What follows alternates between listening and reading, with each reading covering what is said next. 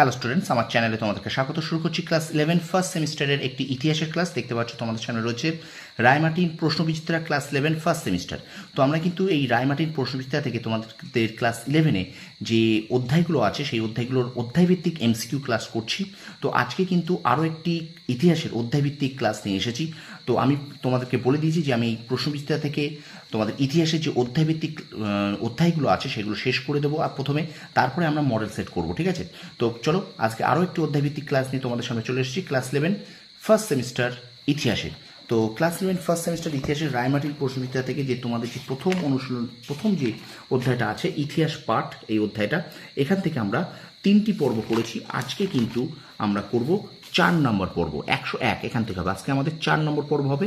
তো প্রথম থেকে শেষ পর্যন্ত ভিডিওটা দেখবে, একটু স্কিপ করবে না। চলো শুরু করে দিই ক্লাস 11 ফার্স্ট সেমিস্টার ইতিহাসের অধ্যায়ভিত্তিক এমসিকিউ রায়মার্টিন প্রশ্ন বিচিত্রা থেকে। দেখো বলছে ভারতের 101 দেখো 4 নম্বর পর্ব আজকে।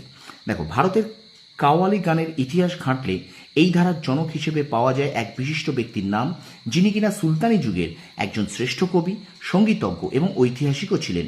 ফার্সি, উর্দু, সংস্কৃত, হিন্দি ভাষাতে পারদর্শী এই ব্যক্তি ছিলেন সুফি সাধক নিজামুদ্দিন আউলিয়ার শিষ্য। আবার তিনি ইতিহাসে পরিচিত হন হিন্দুস্তানের তোতাবাকি নামে। ইনি কিন্তু আমির খসরু, ঠিক আছে? দেখো প্রশ্নটা কত বড়, এই ধরনের প্রশ্ন কিন্তু তোমাদের পরীক্ষায় দেবে। পরের প্রশ্ন দেখো, ইতিহাস হলো দর্শনের এক শাখা, একথা বলেছেন হেরোডোটাস। পরের প্রশ্ন, গুপ্ত যুগের স্বর্ণ মুদ্রাকে বলা হতো দিনার, ঠিক আছে? পরের প্রশ্ন দেখো, মানুষের ব্যবহৃত প্রথম ধাতু হলো তামা। পরের প্রশ্ন দেখো, ফাদার অফ ইন্ডিয়ান আর্কিওলজি বা ভারতীয় প্রত্নতত্ত্বের জনক বলা হয় ড্যাশকে, আলেকজান্ডার কানিংহামকে। কাকে? আলেকজান্ডার কানিংহাম, ঠিক আছে? পরের প্রশ্ন দেখো, হাতিগুম্পা লিপি উৎকীর্ণ করেছিলেন খারবেল। পরের প্রশ্ন, ভারতের মার্ক্সবাদী ইতিহাস চর্চার সূত্রপাত করেন রজনীপাম দত্ত। পরের প্রশ্ন, ইতিহাসকে সুপ্ত বলা হয় কারণ ইতিহাস মানুষকে শিক্ষা দান করে। পরের প্রশ্ন, হিজরি সাল ড্যাশ সম্পর্কিত, হজরত মোহাম্মদের সঙ্গে সম্পর্কিত। আচ্ছা, গিলগামেশ হলো এক ড্যাশ মহাকাব্য, মেসোপটেমিয়ার মহাকাব্য। পরের প্রশ্ন দেখো, মহাকাব্য হিসেবে ইলিয়াড ওডিসি এর মূল বিষয় হলো গ্রিকদের সঙ্গে ট্রয় নগরীর যুদ্ধের কাহিনী। পরের প্রশ্ন, প্রায় ঐতিহাসিক যুগের নিদর্শন হলো হরপ্পা সভ্যতা। পরের প্রশ্ন, সিন্ধু সভ্যতা বা হরপ্পা সভ্যতা কোন যুগের সভ্যতা? তাম্রপ্রস্তর যুগের সভ্যতা। পরের প্রশ্ন দেখো, রেডিও কার্বন পদ্ধতি হলো ভূগর্ভস্থ নিদর্শনের প্রাচীনত্ব নিরূপণের পদ্ধতি। স্টুডেন্টস, ভিডিওটা অবশ্যই কিন্তু যারা নতুন দেখছো তারা অবশ্যই চ্যানেলকে সাবস্ক্রাইব করবে, পাশে থাকা বেল আইকনটি প্রেস করে রাখবে, আর অবশ্যই তোমরা একটু লাইক করো। লাইক করলে আমার ভিডিও রিচ বাড়বে, আর অবশ্যই তোমার বন্ধুদের মাঝে বেশি বেশি করে শেয়ার করবে, ঠিক আছে? তো চলো আমরা ভিডিওটা কন্টিনিউ করি। একটু শেয়ার করে দাও, তোমার বন্ধুদের মাঝে একটু বেশি করে শেয়ার করে দাও, ঠিক আছে?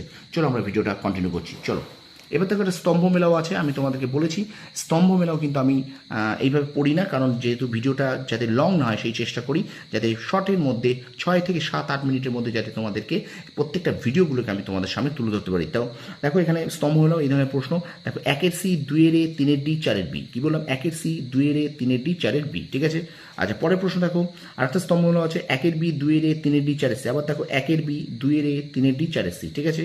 আচ্ছা, এবার দেখো চলে যাই পরের স্তম্ভ মেলাও। তো দেখো এখানে 1-এর বি, 2-এর ডি, 3-এর এ, 4-এর সি। 1-এর বি, 2-এর ডি, 4-এর এ, 3-এর 1-এর বি, 2-এর ডি, 3-এর এ, 4-এর সি। 1-এর বি, 2-এর ডি, 3-এর এ, 4-এর সি, ঠিক আছে? আচ্ছা, এবারে দেখো চিত্রটি দেখে সঠিক বিকল্পটি নির্বাচন করো। এখানে চিত্রটা আছে, তাই এখানে হবে কিন্তু উপরোক্ত সবকটি, কারণ ইতিহাসের কালের অগ্রগতি সবসময় সম্মুখবর্তী, ঠিক আছে? তারপর যেহেতু যুগের সূচনা আছে তাই যুগের সমাপ্তিও আছে। এই ধারণাটি বাইবেলের মত অনুসারে উপযুক্ত সবকটি। উত্তর কিন্তু হবে উপযুক্ত সবকটি। তারপর দেখো, প্রায় ইতিহাস বলতে বোঝায় যখন লিপির ব্যবহার শুরু হয়েছে কিন্তু আজও পাঠোদ্ধার হয়নি। আচ্ছা, এবার দেখো নব্যপ্রস্তর যুগের বৈশিষ্ট্য হলো, তো এখানে যে কতগুলো তোমাদের দেখো এখানে কতগুলো তথ্য দিয়েছে, স্থায়ী বসবাস, আগুনের বিভিন্ন ব্যবহার, হরপ্পা সভ্যতার উদ্ভব, কুমোরের চাকার আবিষ্কার। তো এখানে হবে 1, 2, 4 ঠিক 3 ভুল। কি বললাম? 1, 2, 4 ঠিক 3 ভুল, ঠিক আছে? আচ্ছা, এবার দেখো বলছে ভারতের নিম্নবর্গের ইতিহাস চর্চার সূচনা ঘটে এক বিশিষ্ট ব্যক্তির হাত ধরে। 1982 খ্রিস্টাব্দে সাব অল্টার্ন স্ট্যাটিজের প্রথম খণ্ড প্রকাশই ছিল তাঁর খ্যাতির মূল ভিত্তি। পরবর্তীকালে তাঁর পদচিহ্ন অনুসরণ করে বহু ইতিহাসবিদ নিম্নবর্গের ইতিহাস চর্চায় নিযুক্ত হন।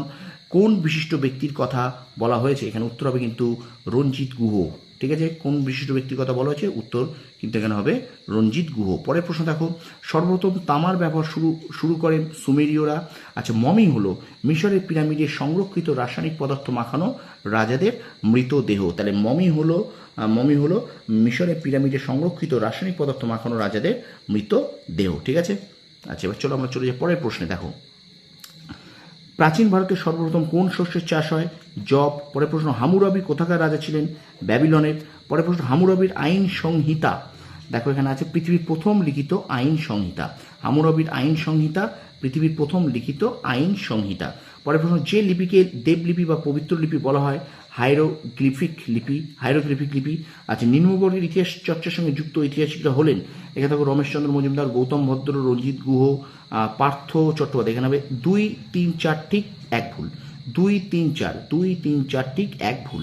এবং আজকের ক্লাসের শেষ প্রশ্ন দেখো, জেন ব্যবস্থা হলো ড্যাশের ধর্মগ্রন্থ?